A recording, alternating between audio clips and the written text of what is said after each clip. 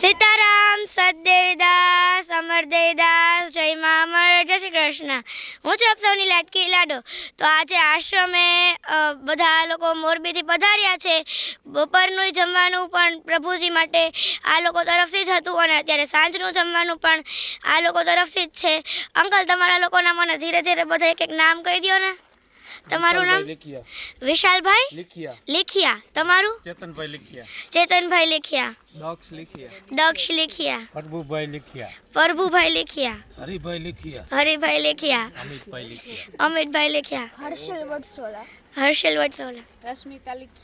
રશ્મિતાબેન લીખિયા. આદ્યા લીખિયા. નીતાબેન લીખિયા. દ્રષ્ટિ વડસોલા. મીનાબેન વડસોલા. જીતલ ગાંભુઆ. વસુધાબેન.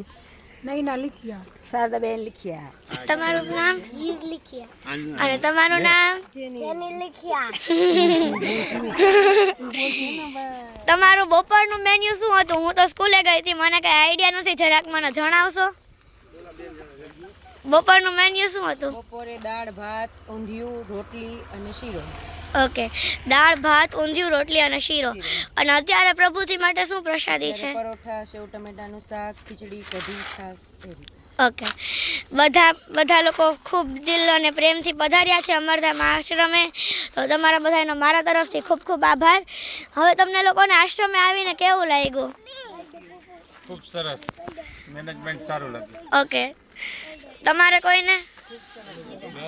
આશ્રમની વ્યવસ્થા, મેનેજમેન્ટ બધું એકદમ વ્યવસ્થિત છે અને બધાય માણસોની તમે સેવા કરો છો એ પણ બહુ ખૂબ સરસ કહેવાય. એમાં પણ સ્પેશિયલ ખાસ કરીને જલપાબેન જે માણસો પ્રત્યે બહુ પ્રેમ ભાવના દાખવે છે એનું પણ બહુ સરસ આયોજન છે. અમને અહીંયા આવીને પણ બહુ ગમ્યું કે આ સેવા કરવી એ પણ એક ખૂબ લાવો કહેવાય તમારા માટે. તમે બધા આવો કે તમે બધા પણ એકવાર અચૂક વિઝિટ કરજો અને થોડોક સાથ સહકાર આપજો. અરે, થેન્ક યુ વેરી મચ. તો ચાલો હવે આપણે મળીએ કે આગળ આ લોકો શું શું કરે છે. તો આપણે જાણીએ કે આ લોકો કેમ આવ્યા છે. મને કોઈ કહેશે કે તમે લોકો કેમ આવ્યા છો? આજે મારા પપ્પાની પ્રથમ વાર્ષિક પુણ્યતિથિ હતી, તે નિમિત્તે અમે લોકોને જમાડવા આવ્યા છીએ. ઓકે, તો મારા દિલથી અને બધાના દિલથી અમરમાના ચરણોમાં ખૂબ ખૂબ પ્રાર્થના કે એમની આત્માને બહુ જ શાંતિ મળે.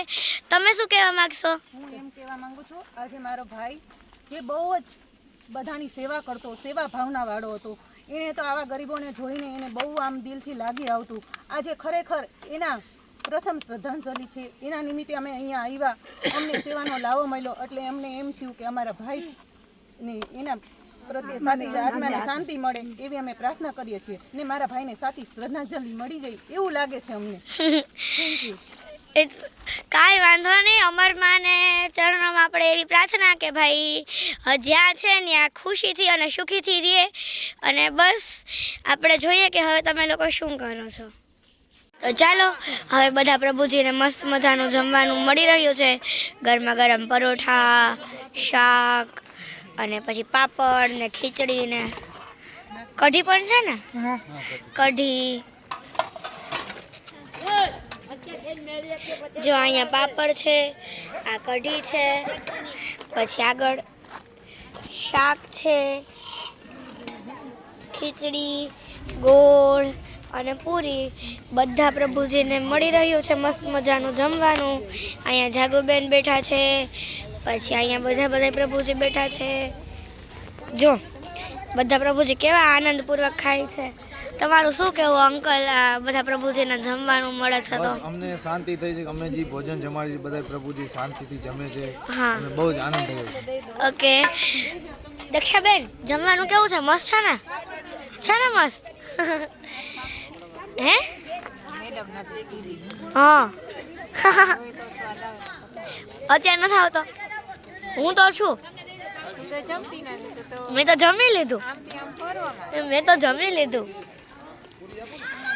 બધા બેસી ગયા છે. હિના, જાગુબેન ને બધા. જો આ રીતે જ આપણે પ્રભુજીને અખંડ પ્રેમ આપવાનો હોય અને બધાને પ્રોપર ફૂડ આપીએ એટલે બધા ફટાફટ રિકવર થવા માંડે. તો જો આપણે આ મહેમાનોનો ખૂબ ખૂબ દિલથી આભાર માનીએ કે ભાઈ એ લોકો આવ્યા અને આપણી સેવાનો એક પાર્ટ બન્યા કે ભાઈ આપણે પણ જલ્પાબેનને કે લાડોને કે કોઈને પણ હેલ્પફુલ થઈએ અને બીજાનું પેટ ભરીએ. તો જો બધા મહેમાનોએ મસ્ત મજાનું ભોજન બનાવ્યું છે. અહીંયા જો પાલો દીદી જમવા બેઠા છે. ક્યાં પાલો દીદી અચ્છા હે ના? બધાને ફૂડ બહુ જ ભાવ્યું છે. તો ચાલો કન્ટિન્યુ રહેજો.